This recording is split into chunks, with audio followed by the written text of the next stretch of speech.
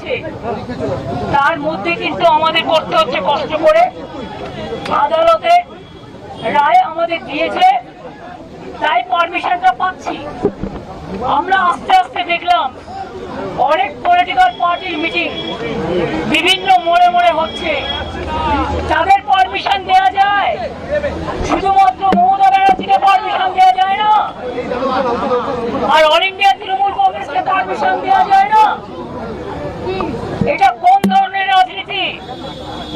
ঝাড়খণ্ড থেকে লোক নিয়ে আসছে বিজেপি, বিহার থেকে লোক উঠছে বিজেপি বাণিজ্যের দেখানোর জন্য, আর এখানে যারা এসছে তাদের থাকার জায়গা নেই, ট্রেনের টিকিট পায়নি, গাড়ি পায়নি, একটা ধর্মশালাও দেয়নি, সব পালন করে দেওয়া হয়েছে।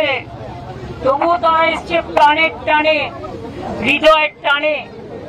আমি সবাইকে বলবো, যারা তৃণমূল কংগ্রেস তৈরি করেছেন 98 এর 1 জানুয়ারি, 97 এ আউটডোর মিটিং এর পরে তারা সবাই ভাই নো স্লোগান, আইদার আপনারা স্লোগান দিন না আমি চলে যাই।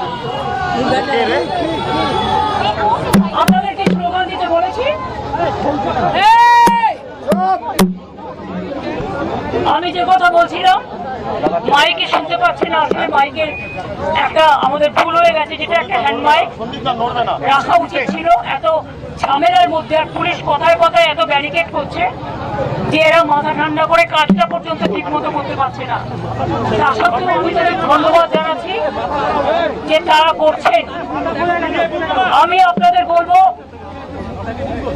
যদি চিৎকার করেন আমি কিন্তু স্টপ করে দেবো, কারণ আমার কিন্তু কোনো আপনাদের কাছে কথা বলার কোনো দায়বদ্ধতা নেই, আমি বলিও না আজকাল। আমি আপনাদের কাছে বলবো, আমরা যারা তৃণমূলটাকে বুকে করে রক্ষা করেছেন এবং এই শহীদ দিবসের দিন বহু রাজনৈতিক দলে, অন্যান্য রাজনৈতিক দলের অনেক কর্মী, অনেক সম্প্রীতি পরায়ণ মানুষ, অনেক সংস্কৃতি পরায়ণ মানুষ, অনেক সাধারণ মানুষ এই দিনটা ধর্মতলায় যেতেন। আমরা ধর্মতলায় পারমিশন চেয়েছিলাম, দেওয়া হয়নি। আমরা রেড রোডে চেয়েছিলাম, দেওয়া হয়নি। আমরা মেয়র রোডে চেয়েছিলাম, দেওয়া হয়নি। আমরা ডরিনা ক্রসিং চেয়েছিলাম, দেওয়া হয়নি।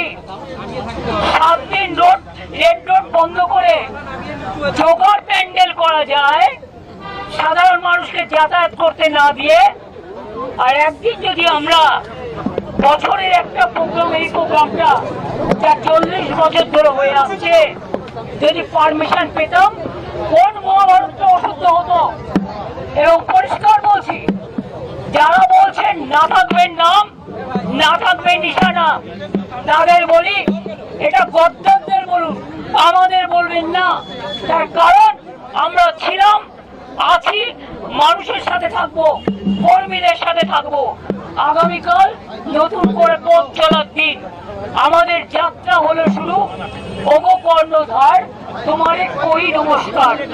বাংলার মামাটি মানুষকে প্রণাম জানিয়ে আগামীকাল বেলা 11টার মধ্যে ঝড় হোক, জল হোক, পুলিশ আটকে দিক, সব অগ্রাহ্য করে জেলায় জেলায় আমাদের নেতাদের থানায় ডিটেন করা হচ্ছে, এই খবরও আমার কাছে এসছে। এইভাবে জোর করে বহিরাগতদের দিয়ে বাংলাকে কলঙ্কিত করবেন না, বাংলাকে কলঙ্কিত করবেন না।